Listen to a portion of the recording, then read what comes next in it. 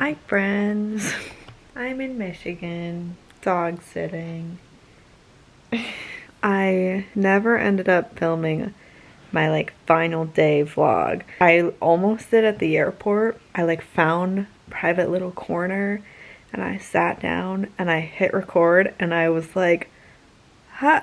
And then 4 people came and then I chickened out. But I have a long list of things. First of all, this matters to literally no one except for me. When I was editing the last video, I said that Tammy used to call me Rhiannon also, but she actually didn't call me Rhiannon. It was Rhiannon, and she said, "Are you more of a Rhi or a Rye?" And I said, Rhi, like the song. And she continued to call me Rhiannon for a very long time, and Christy thought it was the funniest thing ever and would call me Rye until I flipped out one day and then she stopped calling me Rye. Anyway, to wrap up, after I filmed the last day, McKenna and I started our video star music video. I think Elise is probably the only one that I know for a fact knows what the heck that is. We filmed the first 10 seconds, and so our plan is that every time we get together we're going to add a little bit on to our music video. Then I also had to sew McKenna's guitar case, and then I showered, was in my room, and then I get a text from her that says, "Can you look at my jeans?" So then I also got to test my sewing skills with her jeans, so hopefully those don't rip more. But she does know ripped my pants from SpongeBob, so if they do rip, she has an amazing opportunity. Especially if she's busking in Philadelphia. If she sang "ripped my pants" and could actually turn around with her ripped pants, that would be so funny, and I feel like would get her tips. Anyway, then I had to write my little note card thing to them saying thanks. Then Sunshine was like, "Oh, did you pick one?" And I'm like, huh? And she had just had a bag of random pieces of quartz, but I was never explained anything about it, where it was from or why I was picking one. But I did get a piece of quartz, so that was nice.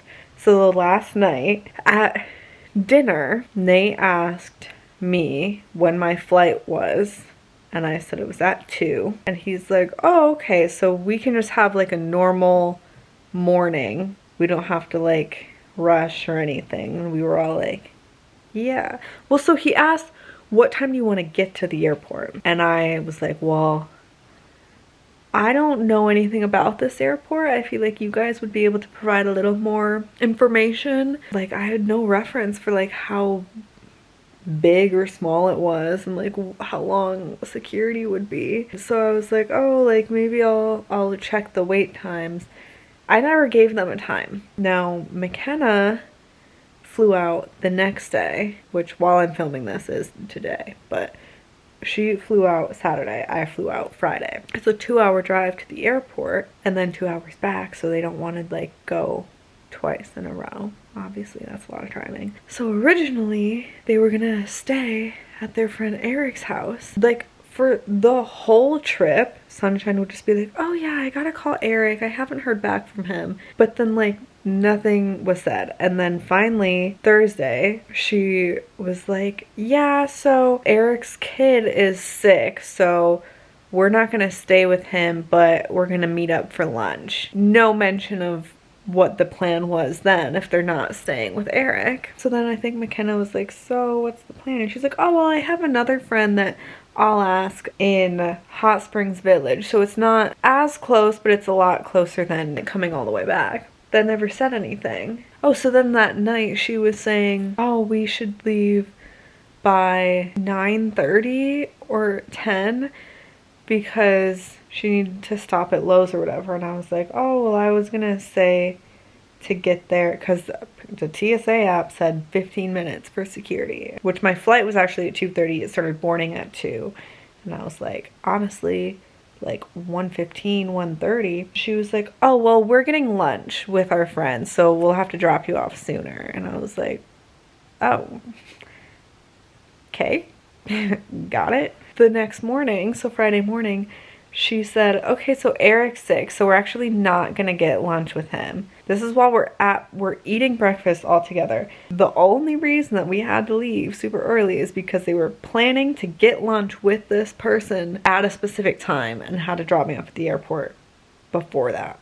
She knew that breakfast or lunch was not happening while we were eating breakfast, and then we finished breakfast and she's like, oh, we got like 15 minutes, and Nate's like, wait, what? I thought we had a normal, like we were, I didn't realize we were in a rush. She's like, yeah, we gotta go. And I'm like, why do we gotta go?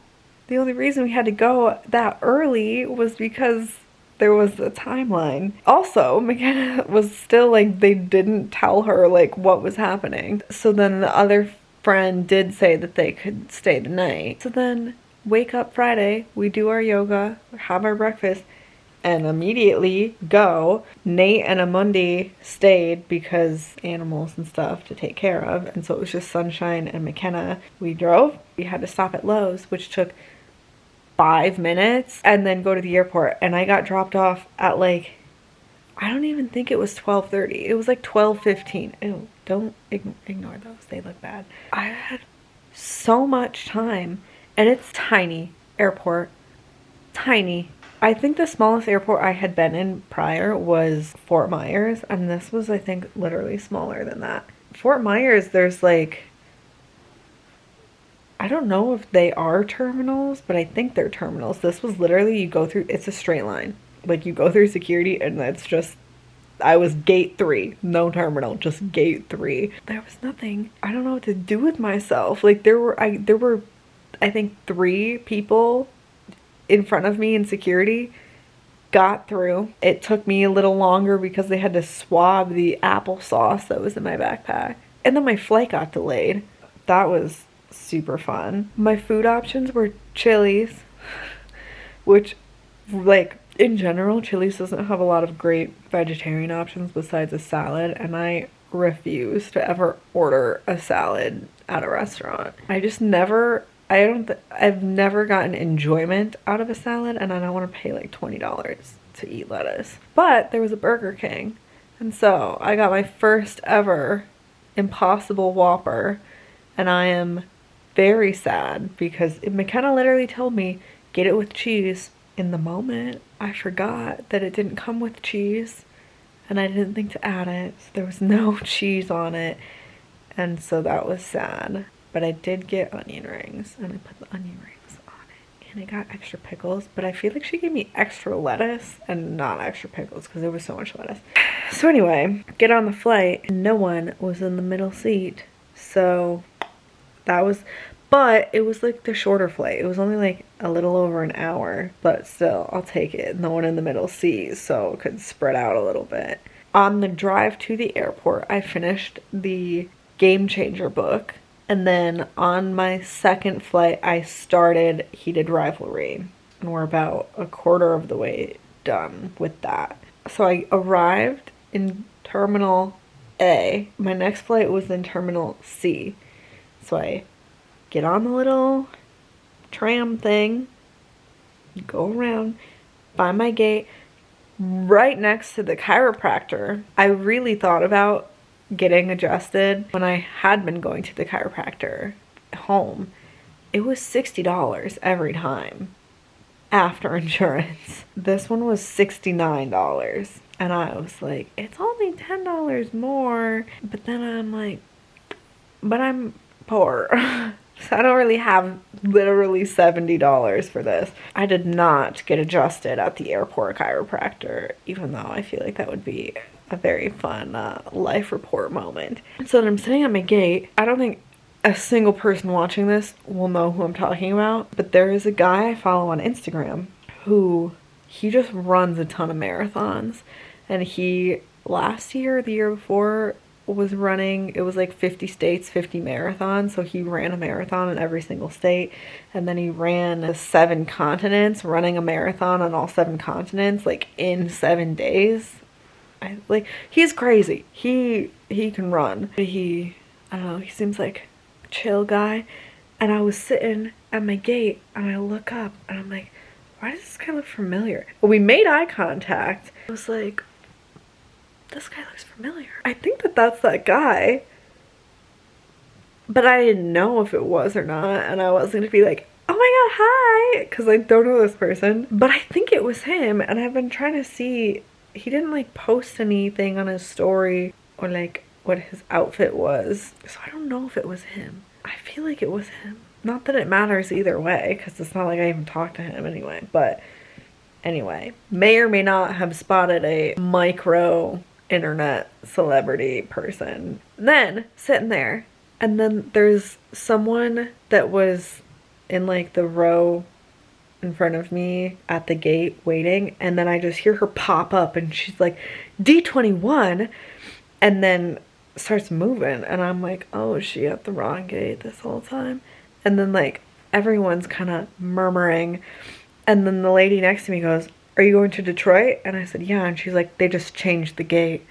It's literally like, I think it was 18 minutes before the boarding flight or the boarding time started, and they changed because the plane coming in, which I knew already, the plane coming in was delayed, so the flight was delayed, and then we were sitting at the gate, and then they changed. I assume they like just fully changed planes because the other one was delayed. But yeah, 18 minutes before boarding starts. And so, which I liked this though, because like so many of us were together, we kind of like as a pod got up and got on the little tram thing and like went, so I wasn't like worried about missing it because I knew that I was with like half the plane, but it was annoying. Anyway, on the little trammy thing, the Skylink, I think is what they called it, there was a guy. He was so cute. He was so like excited to talk to literally anyone. He mentioned it to, I heard him say it to like 3 different people, so he was clearly so excited and so proud, but he was talking about how he was flying to Michigan because his son was graduating from U of M the next day, and he told, there was a pilot that got on, he told the pilot about it, he told some random other guy, like he was so excited and so proud to talk about his son graduating from U of M. So that was very cute. I liked that guy. And then got to the second gate. There was no one there. Like there were people there to get on the plane, but there was no like gate desk agent people for like 10 minutes. I don't know what the deal was. I'm sitting there, and then 2 guys come out of the door, like from whatever that thing's called, the thing that connects the plane, the little hallway thing. They were like fire rescue, because they had like the fire pants on, but like t-shirts, and then they were carrying like some bag or something. But the one guy, I was like, he is cute. Like, but I saw him for like 2 seconds, and he just like went right by, and I was so sad that he was the most attractive person that I had seen in the last month for sure. Anyway, that's just my little fun fact. He was a hot guy. Of course, firefighter, man. And then, ooh, excuse me. Oh my god. I will say that I don't know if it was the burger or the onion rings or what, but this whole last month I've felt great. Previously, before going, I have like acid reflux fairly often. Didn't happen once. First meal on my own, and I was feeling it the whole rest of the day. I was burping, my stomach was all like gurgly, so I guess it's a good thing I didn't get cheese on it, because that probably would have been even worse because I hadn't had any dairy in the last month. Ryan picked me up. Shout out Ryan. He's an absolute G. He brought me the Impossible corn dogs, and let me tell you, they hit. They were so good. I have a long list of cravings, but that one can be successfully checked off because he brought them to me, and that was very nice. To address some things that people mentioned.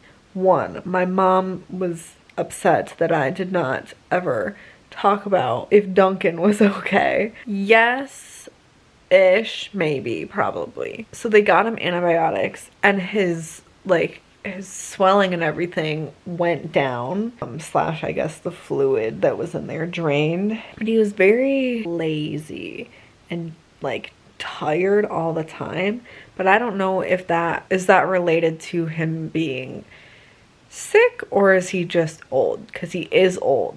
So I don't know, but he was chilling. He's as fine as I think he's gonna be. Ashley said something about, oh, Wormy's mom must be really comfortable with you now. So after she left her in the rain and then we took possession of Wormy for a few hours, and then we put her in the box on the porch, and then the next morning Furball was with her in the box. She did not take Wormy from that box since. The last few days Wormy stayed in the box. I don't know if she realized that Wormy was safe with us, or if she realized that we would take her from her if she was bad like that again, or what. I don't know. As of when I left, Wormy was still in the box. I don't know. I guess she was more comfortable. I don't know why, but yes, she didn't hide her from us. Ryan's mom were asking about if they had any customers. Short answer, no. Long answer is 1, this, wow, okay, really just ignore my nails. The Camp and Create thing. When I was like interviewing, they told me this is the first time they've ever done it, so it could either be just us or it could be like 30 people, and it was just us, except for like Gaia came, and then I don't know if John came for the Camp and Create because he's kind of road tripping, so no one came for Camp and Create. Because even Gaia, I think that Gaia was a friend of theirs anyway, but she was like, oh, Camp and Create sounds fun, but then she left, and I think it's because there was literally nothing happening for Camp and Create. And then they host a new moon celebration. Nobody came. Also, we didn't do anything. So that couple with the Rona lady came, but they weren't there for it. They were there because of the like RV hosting thing, and it just happened to be on the new moon. We had a bonfire, and then I guess at the bonfire on the new moon, you're supposed to like set your intentions for the next month, and we never even did that. Like, we did literally nothing for the new moon, but they were hosting a new moon celebration. Also, yeah, they don't make money off of this farm. As far as I gathered in my time there was a lot of things that they talked about, like, oh, we'd like to grow these so we can sell them. We'd like to do this so we can sell them. But they aren't actually selling anything. And I think it's literally all just coming out of primarily Sunshine's savings, I guess. And I think because they are technically a like unincorporated church, because it's a wellness sanctuary, that they get tax write-offs for things. There's no money coming in, which also, like, that's not the point. The whole point is to build a community. So the goal with all the land is to have multiple like small little cabins, tiny homes, something, and have a community of people who live there and work there and grow the food and take care of the animals. The goal is not to grow food to sell food. The goal is to grow food to be self-sufficient. You don't need to buy food. Dixie. Wow. Can you tell I haven't painted my nails in a long time? This is... Don't worry. We just let it dry, and then we just wash our hands. The one thing I will say about that, though, is like, I don't know anything about any of this, okay? I don't know permaculture. I'm gonna be so honest with you all. I spent the whole month there. I don't know what permaculture means. It was never explained to me. I don't know what that word actually means. Anyway, I don't know anything about it. But they were like, oh yeah, we have like a bajillion fig trees. Let's keep planting fig trees because they're sprouting. But I'm like, if the goal is to be self-sufficient, I feel like you should be trying to grow as much of a variety of food as you possibly can. Because then Nate was complaining about, was it the berries? Some food, and he's like, the manpower required to harvest it all isn't going to make it worth it to grow it all, and blah, blah, blah, blah, blah. And I'm like, okay, but why do you need 40 fig trees? Like, actually, though, I would think that maybe one of each variety, maybe two of each variety, but do we, like, literally our last day, McKenna and I planted a row of like 10 of the same type of fig tree. For what? Who needs that many figs? And they don't like make jams or things like that, because they had like however many pounds of blackberries from last season, and they just all went into the freezer, which is fine, and they've been getting used. Like, we had them on breakfast every single day, but I'm like, why not make jelly, jam, like make stuff with it and can it? I don't know. I'm just saying, in my head, I was expecting them to be a lot better at this as a whole. If this is what you do with your life, I kind of figured they'd be more like put together. That board irked me so much. What would make sense in my brain would be to have like a master to-do list, so that you know all of the things that need to get done, and you can just constantly add to it. Every day when you see something random in the orchard, whatever, you just can add to this master list. And then weekly you have, what specifically are we working on this week? Because the thing that would happen is, like, something would get mentioned and then it'd be like, oh, well, that's not getting done this week, so don't write it up there.